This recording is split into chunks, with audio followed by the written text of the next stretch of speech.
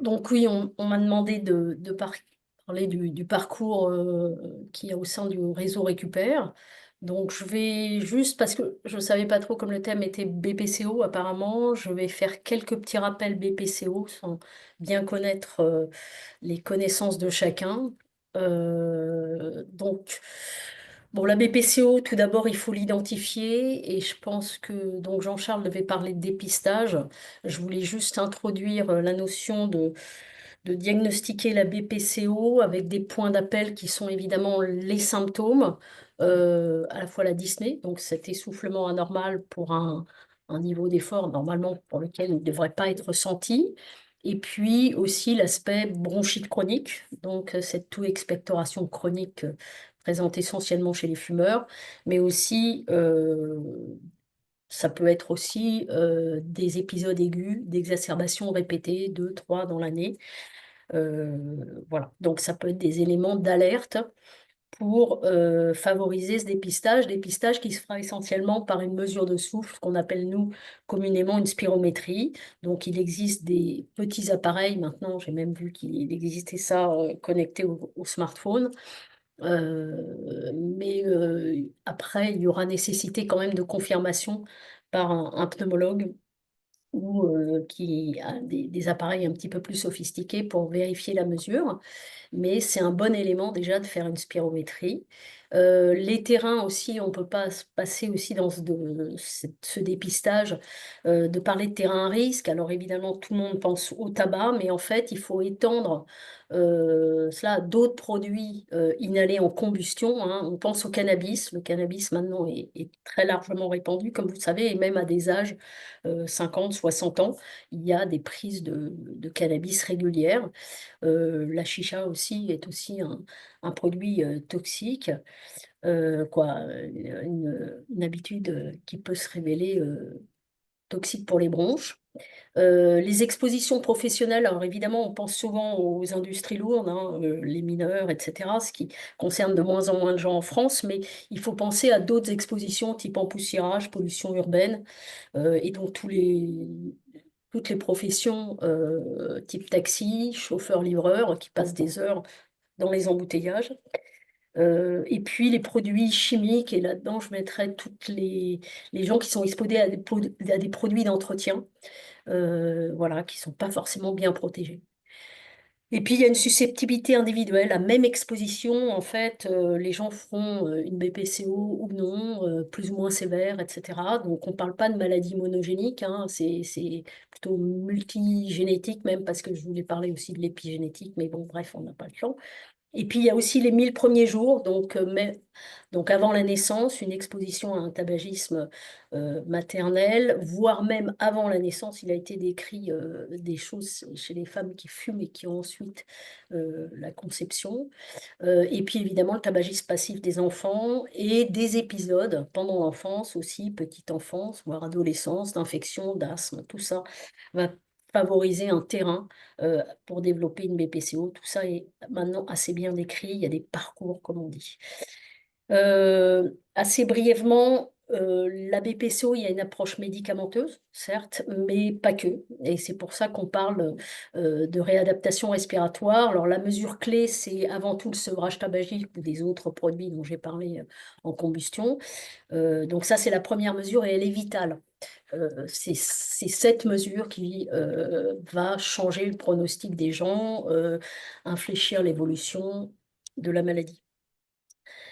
S'il y a une dyspnée fréquente au quotidien, c'est là où on va prescrire justement des médicaments et c'est des bronchodilatateurs, je n'entrerai pas plus dans le détail, qui ont une efficacité puisqu'ils sont remboursés, hein, de toute façon, mais en fait, souvent, le patient décrit encore une gêne. Alors, il faut aussi prévenir les épisodes d'exacerbation quand ils sont présents, parce que ça va aggraver l'évolution.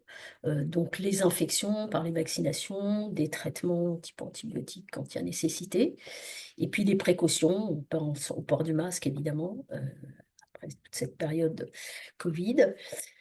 Euh, Aussi se protéger de la pollution atmosphérique, etc. Et il faut penser aussi que la maladie, en fait, est influencée par des comorbidités. à peu près la moitié des patients, en tout cas dans le cadre de la cohorte Récupère, c'est la moitié des patients qui présentent ce qu'on appelle des comorbidités, des pathologies cardiovasculaires. Donc c'est principalement de l'hypertension, mais pas que, aussi des coronaropathies, parfois ignorées, des troubles du rythme, parfois ignorés aussi. Et puis l'atteinte, ce qui touche particulièrement quand on va s'occuper de réentraînement, l'atteinte osseuse, de l'ostéoporose, qui est plus fréquente chez les patients BPCO, et puis l'atteinte musculaire. Là, ça va être évidemment l'enjeu d'essayer de de l'améliorer, ces muscles. Dès le stade modéré, il faut penser en effet, à partir du moment où il y a un impact dans la vie quotidienne, à une prise en soin globale, individualisée, physique et éducative, qui est la réadaptation respiratoire. Vous voyez que la définition de la réadaptation respiratoire, c'est pas un intervenant tout seul, notamment un kinésithérapeute qui répond à une prescription qui tient en une ligne. C'est pas ça, la définition. Hein, la définition stricte, c'est cette prise en soin qui comprend le réentraînement à l'exercice et l'éducation thérapeutique, et selon les besoins aussi d'autres intervenants, hein, une prise en soin tabacologique, nutritionnelle, un accompagnement psychologique. Donc quelque chose d'assez complet finalement, mais qui va démontrer une efficacité importante puisqu'on la classe en niveau de preuve A, basé sur de nombreuses études randomisées, contrôlées, bref, ce qu'il y a de mieux dans la littérature médicale. Et Et l'efficacité, elle est sur quoi? Sur la diminution de l'essoufflement, hein, de la dyspnée. moi, docteur Belloc, vous m'entendez? Oui, Ah, excusez-moi de vous couper. En fait, je me permets de recadrer, simplement recentrer le propos.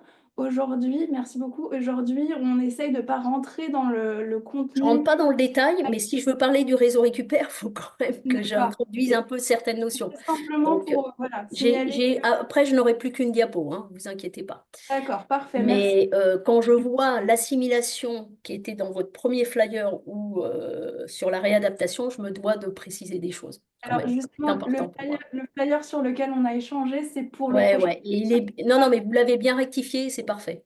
Mm. Merci. Alors, donc, je reprends. Donc, l'efficacité, elle est sur ces trois éléments-là, hein. Capacité physique, dyspnée, et donc qualité de vie.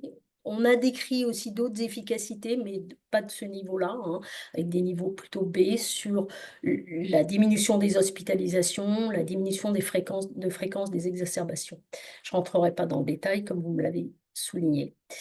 En fait, là où je voudrais inciter, c'est que les gages d'efficacité, d'abord, ils sont, quel que soit le lieu de la réadaptation, qu'elle soit faite à l'hôpital ou en ambulatoire. Et ce qui est clé, c'est la motivation de la personne. Après, il faut aussi répondre à adapter le programme au mieux aux patients. Et donc ça sous-entend généralement, ce qui est recommandé, en tout cas, c'est de faire une épreuve d'effort maximale quand on veut faire vraiment un programme le plus sollicitant possible en sécurité. La multidisciplinarité, donc des kinésithérapeutes, mais aussi, si possible, d'autres intervenants selon les besoins. Je les ai déjà cités, ces besoins. La coordination, pour qu'il y ait une cohérence des actions entre les différents acteurs et un lien entre les intervenants aussi pour qu'ils puissent interagir au mieux pour le patient. Et l'éducation thérapeutique, alors ça c'est une grande gageure parce que la plupart des kinésithérapeutes, en tout cas, je crois que c'est même pas encore inclus, ça vous me corrigerez si je dis une erreur, mais les 40 heures d'éducation thérapeutique sont pas forcément comprises dans la formation initiale des kinés dans toutes les écoles, j'ai l'impression. En tout cas, c'est l'impression que j'ai, mais peut-être qu'elle est fausse, et tant mieux dans ces cas-là.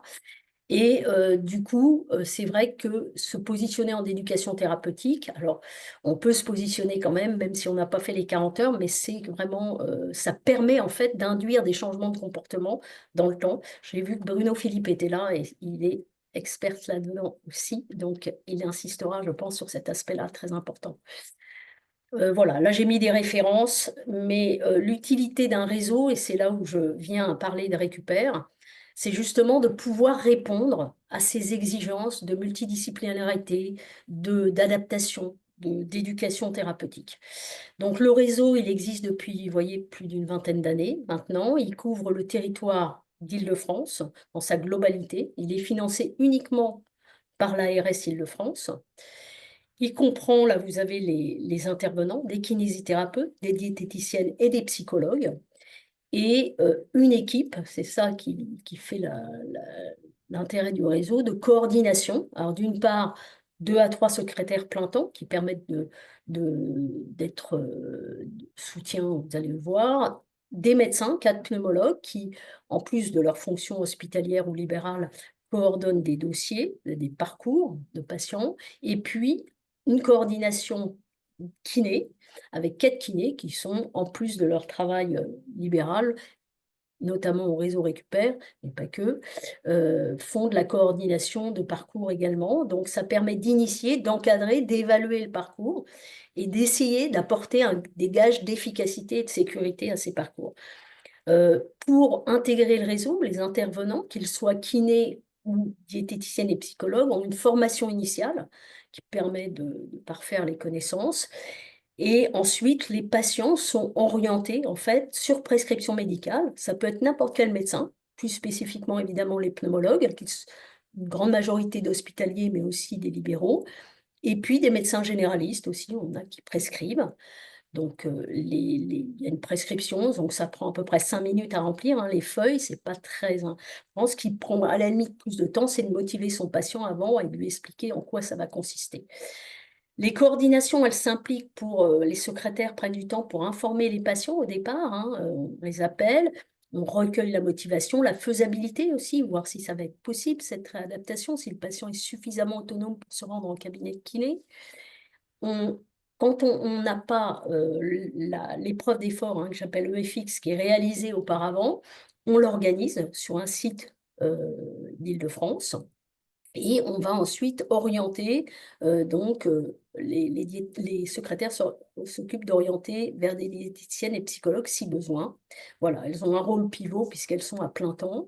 La coordination médicale, donc c'est ces pneumologues qui vont valider, notamment sur l'épreuve d'effort, la faisabilité médicale. Est-ce qu'il n'y a pas une contre-indication ou alors notamment une pathologie cardiovasculaire ou qui nécessite d'être mieux contrôlée, par exemple, et indiquer si la réadaptation doit se faire ou non sous oxygène. C'est heureusement une minorité de cas de patients. Et puis indiquer une fréquence cardiaque cible, c'est-à-dire un niveau d'effort basé sur la fréquence cardiaque. La coordination kiné permet d'orienter le patient vers un kiné. On joue sur la proximité, évidemment s'assurer de la disponibilité du kiné et suivre le programme, être en lien avec le kinésithérapeute. Le programme, c'est 20 séances, hein, on répond à peu près à ce qui est recommandé. Il faut que ça soit au moins 12 séances, la réadaptation, normalement. Donc 20 séances d'1h30, 2 fois par semaine, et peuvent s'adjoindre donc des consultations avec une diététicienne et psychologue. Donc finalement, je terminerai là-dessus. L'intérêt des kinésithérapeutes, on peut voir les contraintes aussi après, si vous voulez, mais l'intérêt de participer au réseau, c'est de parfaire sa connaissance et sa pratique de la réadaptation, ne serait-ce que à travers la formation initiale, mais aussi à travers l'expertise médicale et kiné qui est en support, hein, quand on a une difficulté. Euh, Pouvoir travailler en sécurité parce qu'on dispose vraiment d'une validation médicale sur la base d'une épreuve d'effort, donc ça permet de pouvoir solliciter le patient sans redouter des complications. Disposer tout au long du programme d'une expertise kiné et médicale, s'il y a des aléas, hein, on pense à une tachycardie ou une désaturation non attendue. Disposer de plans d'action éducatifs qu'on a développés sur le réseau, que ce soit des plans d'action activité physique adaptée pour qu'après le patient soit autonome le maximum possible. Des plans d'action exacerbation, comment je fais quand j'ai une exacerbation, quels sont les signes de gravité, etc. On apprend ça aux patients. Des plans d'action sevrage tabagique, parce qu'on a à peu près 15% de patients encore fumeurs actifs qui font le programme. Et là, comme je vous ai dit, c'est clé qui arrête le tabac. On dispose d'autres intervenants quand il y a des difficultés nutritionnelles et on pense principalement au déficit pondéral qui va handicaper le gain musculaire. Et donc là, c'est bien de revoir l'alimentation avec une professionnelle type diététicienne et éventuellement aussi l'accompagnement psychologique. Il y a aussi une valorisation financière. Alors, vous avez connaissance, les kinésithérapeutes, de cette cotation qui existe depuis 2018, qui est l'AMK 28, qui permet de faire des séances relativement longues, donc chez les BPCO qui sont en ALD, mais sachez que ça représente à peu près 50% des patients qui sont orientés vers le réseau, et les 50% autres ne peuvent pas normalement bénéficier de cette cotation. Ce sont des asthmes, des fibroses, des BPCO hors ALD. Et donc, le réseau dispose d'honoraires dérogatoires pour compléter, et finalement, que le patient soit BPCO ALD ou non, le kiné a la même valorisation financière au terme de la prise en soin. Et puis aussi, on a un financement ETP, donc qui permet de valoriser l'action que les kinés ont menée sur les plans d'action. Hein, c'est du temps passé et donc qui est valorisé là aussi. Et puis, à mon sens, le réseau permet de mettre en valeur la kinésithérapie libérale, hein, en démontrant, puisqu'il y a une évaluation annuelle des programmes, hein, vous pouvez la consulter sur le site, où on reproduit finalement les niveaux d'efficacité décrits dans la littérature. Voilà, donc c'était ce que je voulais mettre en valeur à travers le réseau Récupère. Et si vous êtes intéressé et ne faites pas encore partie du réseau Récupère, bah, vous pouvez l'intégrer. Et la prochaine formation est le 10 et 11 octobre 2025. Et vous avez ici les coordonnées, les renseignements sur le réseau et les coordonnées de la personne à joindre pour s'inscrire. Voilà. Merci de votre attention. Merci, docteur Belloc. Donc, du coup, si je comprends bien, les kinésithérapeutes qui souhaiteraient rejoindre le réseau doivent d'abord au préalable s'inscrire à la formation de 2 jours, c'est ça? Oui. Pour ensuite pouvoir intégrer le réseau. Est-ce qu'il y a d'autres conditions de participation au réseau que cette formation? Non, non, non. Il y a évidemment être en lien avec le réseau, quoi, quand on s'occupe d'un patient. Si on veut donc à la fin avoir les honoraires dérogatoires, il faut remplir un bilan pour dire bah, qu'on a travaillé avec le patient, qu'on a fait les 20 séances. Il y a des tests physiques qui sont faits, ce qui permet justement d'apprécier l'évolution de la capacité physique, qui sont faits par le kinésithérapeute hein, au cours des séances, à la fin et au début. Voilà, bon, mais c'est quelque chose de.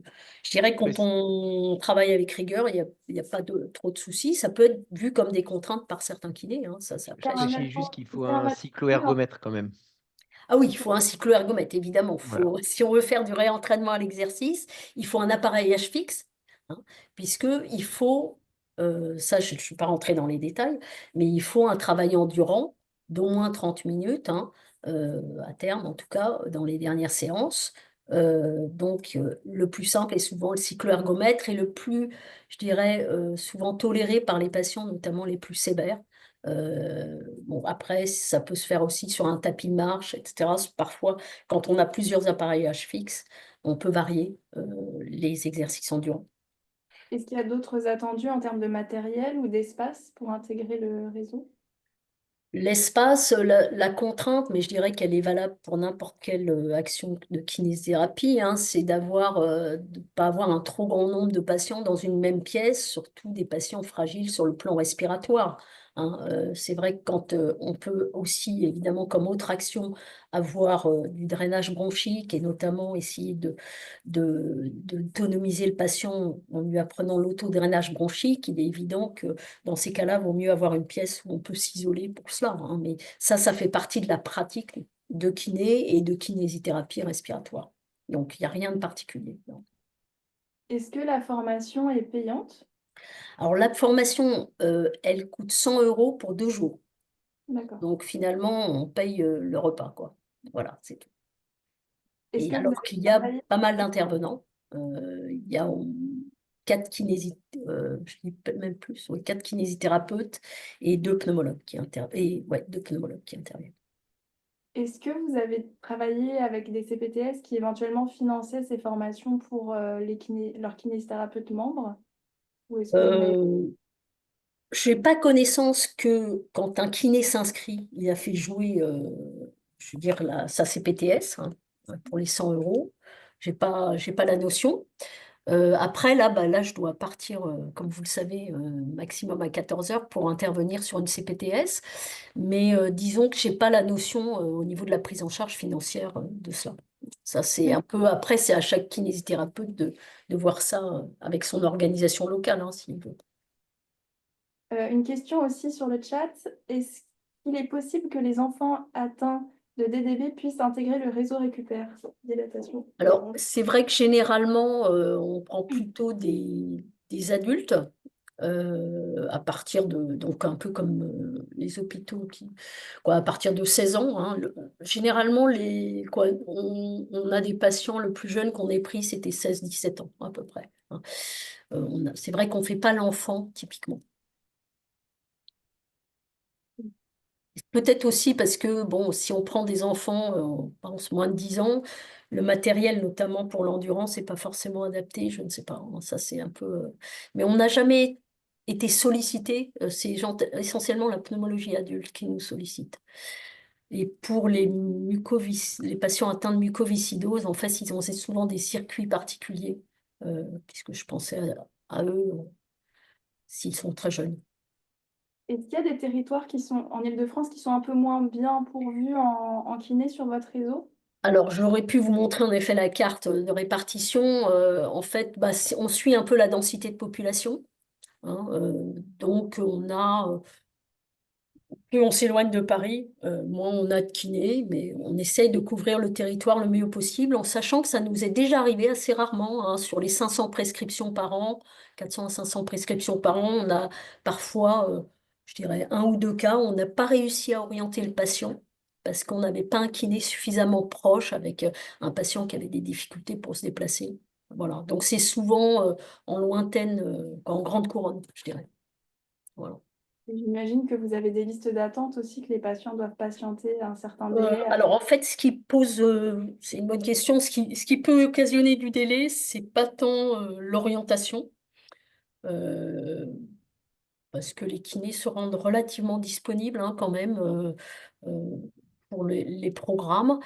C'est plus le délai pour réaliser l'épreuve d'effort, en sachant que ça peut aller de... Alors, souvent, il y a les sites hospitaliers, en fait, qui disposent de cet examen, l'ont réalisé avant la prescription. Donc, du coup, on ne peut pas parler de délai puisqu'on reçoit la prescription avec l'examen. Mais quand ça doit s'organiser, il y a des délais très variables selon les structures. Ça peut être entre 1 mois et 6 mois parfois. Donc ça, c'est plus long dans ces cas-là, ouais, tout à fait. C'est ça la contrainte, en fait, en termes de délai. Après, je dirais que les choses s'organisent dans les 2 mois qui suivent, quoi, classiquement.